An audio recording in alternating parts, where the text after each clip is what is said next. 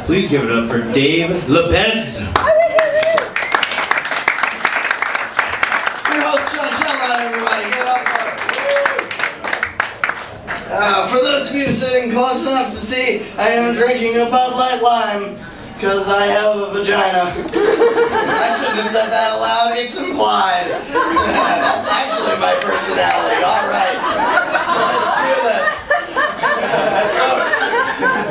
That was a callback to the last guy. All right, this past summer, I did stand-up comedy at the Wisconsin State Fair, which means that I got to do stand-up comedy in a tent, which was pretty cool. It made me feel like I was camping. Mostly because I was wasted and it was still light outside. And after my set, I peed on a tree. And then I got arrested.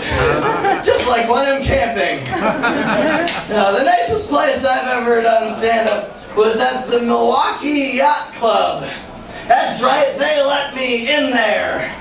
I walked into the Milwaukee Yacht Club, I was like, man, this place is nice.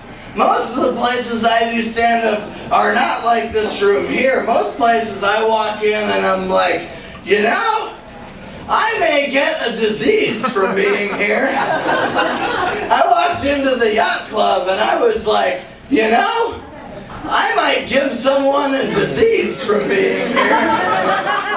And I did. That evening, 7 separate ladies over the age of 80 left with herpes. That's called dry humor. So here's a question. I'll ride that one out for a second. So here's a question. How embarrassed would we be as a nation if it turned out all those illegal immigrants were just trying to get to Canada? You know, there was all this fuss. Turns out it was just a big misunderstanding. That is funny. Thank you, dude in the corner. You know what kind of people I secretly hate?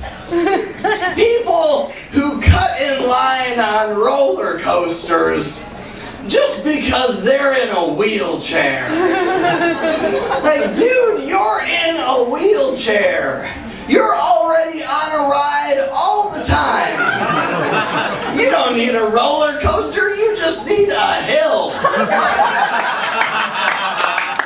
Or if you're feeling adventurous, a skate park. It sounds like a show that would be on late at night on Spike TV, doesn't it? Wheelchair skate park, tonight on Spike TV, 10 p.m., right after burn victim kickboxing. And right before eliminate rape. The other day, I was walking down the sidewalk, and there was a woman walking down the street towards me who had her boob out. She was nursing a baby, that's important to mention. Otherwise it's kind of weird. She's just had one boob out for some reason. No, she was nursing a baby. And in between us on the sidewalk was this 14-year-old kid who was raking leaves.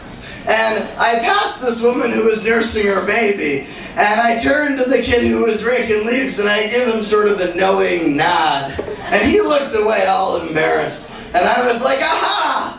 I know that you know that I know what you're thinking. You're gonna masturbate to her later. Yeah, I know that for a fact. Because so am I.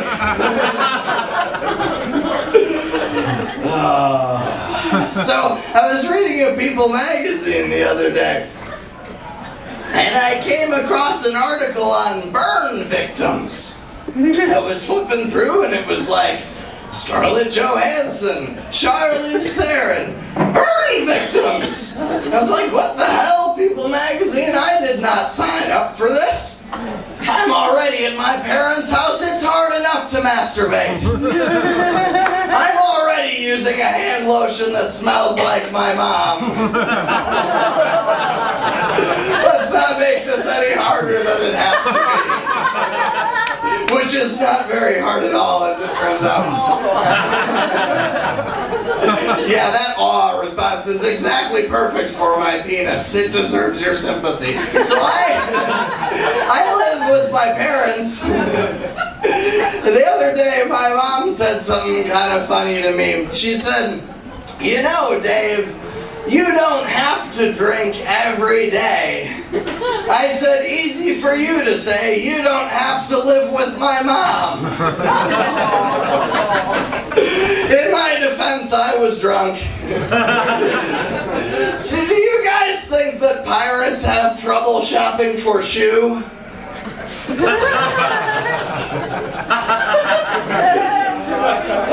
So crime is really bad in my hometown. Somebody in the back just got it. Crime, it's a long room, I understand. Crime is really bad in my hometown. The other day, my parents' driveway got spray painted. The whole driveway got spray painted by this new gang in town. They call themselves Buried Natural Gas Pipeline. Actually, my friend Adam informs me that's a band, and he says they're blowing up. So I graduated college. Right? That's the appropriate response. Hooray, Dad! But I graduated from UW-Madison with a degree in English with an emphasis in historical language and linguistics, which is basically just a big, fancy, pretentious way of saying that upon graduation, I was a janitor. It's kind of fun, though, being a janitor. Something I had to do a lot as a janitor was I had to go... Excuse me. I had to go into the bathrooms and replace the toilet paper in the stalls when it was low. So one day, I went into this men's room, and there was a dude sitting in the cubicle. And I said to him, "Hey, buddy, are you okay on toilet paper?" He was silent for a second, and then I realized I hadn't done anything to indicate that I was the janitor. So from his perspective, I was just some dude wandering in, wondering for whatever reason if he had enough paper to wipe comfortably, like some sort of toilet paper-based superhero, like if I kept in reverse or some such thing. So realizing he's sitting there thinking this, I, of course, begin to chuckle. So now he's sitting there thinking, "Oh, holy God, now the toilet paper creep is laughing." Realizing he's thinking this, I, of course, begin to laugh harder. Until he thinks to himself, "Yep, I am about to be violated." I don't know what, but something terrible is about to happen to my swimsuit area. Which I think is the funniest word for crotch. Never mind, it's crotch. Moving on. I bet you Jesus would be really good at water skiing. You know, especially in the barefoot competitions, man. He would really clean up. Too bad he wasn't born like 2,000 years later. He could have really made a name for himself. I'm poor, you guys. I'm so poor, I can only afford to listen to the music I make. Let me tell you, it sucks. I have an album dropping next week. I am not excited about it. I think that society... Apparently my transitions are even getting laughs. That's good. Apparently you're just laughing at my drunkenness. That's okay, I'll take it. I think that society is racist against short people. Why else would they give us our own urinals? I have a dream. Never mind, I'll move on. Microsoft was in the news the other day. Apparently Microsoft just purchased $1 billion worth of patents from AOL. This, of course, puts Bill Gates one step closer to his lifelong goal of owning every technology that doesn't work.